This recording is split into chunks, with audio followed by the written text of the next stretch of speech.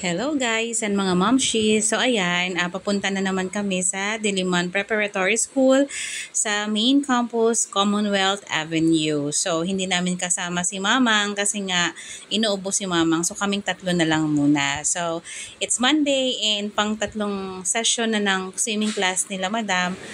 Ayan, pagdating doon, nakapasok na din kami immediately kasi kilala na nga din kami ng guard doon. Yung guard pala doon, ang galing na din sa Mindanao Campus. Ang laki ng gym nila doon at yung gym na yan is just next to the pool kaya pagdating namin doon, binihisan na namin si Mikay immediately.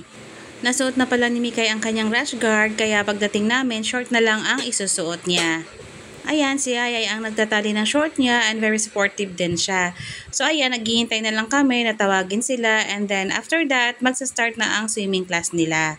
Nabili ko pala yung rash guard niya siguro mga 3 years ago pa kaya tamang-tama na din kasi kailangan na nila sa swimming class nila.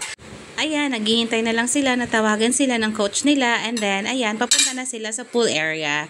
So, ayan, nag-exercise sila, nag-warm up and then kung makikita ninyo yung mga bata nagtatry talaga. Kailangan talaga nila ng warm up para at least yung katawan nila hindi mabigla. After that, pinag-try din silang mag-paddle ng mga paa nila.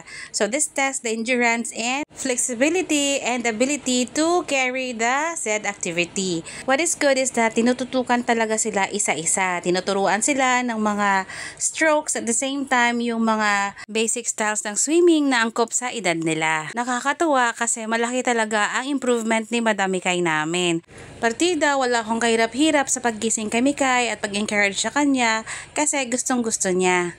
After ng swimming lesson, nagutom si Mikay kaya pumunta kami sa kantin nila. Ang sa amin ni Madam, macaroni ang gusto niya kaya nag-order si Mami ng macaroni para sa kanya. Si Yaya naman, rice and bangus na which is na favorite niya. Kasama pala namin si Chloe na classmate niya at ang mga magulang niya. Nakakatuwa kasi nag-i-enjoy naman si Madam sa pagkain niya. Binigyan pala si Mikay ng chicken ng tita Cha niya kaya napakaswerte naman niya. Ayan, nag-order na lang ulit si Mami ng rice para at least kumain na din siya ng chicken with rice.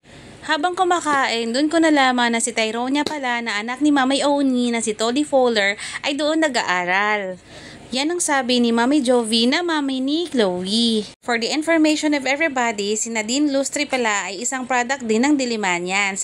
At doon siya graduate sa kung saan si Mikay naka-enroll ngayon. Di ba mga artistahin? Mag-artista din kaya itong si Madam Mikay? What is good in there kasi malinis ang kantin nila. Napakalawak at yung mga estudyante doon may mga disiplina.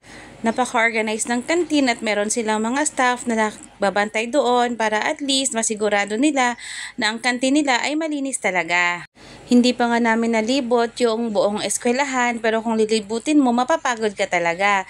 Di naman ako nagsisi kung bakit in-enroll ko si Mikay sa Diliman Preparatory School o sa DPS.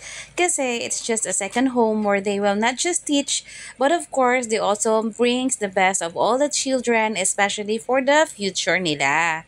In short, DPS adopts the whole brain learning system. Sabi nga ng school nila, you don't have to worry about what tomorrow brings because they make sure that your child is ready for it. So ayan, pauwi na kami nila Madam Mikay. So sa susunod na naman, thank you and goodbye!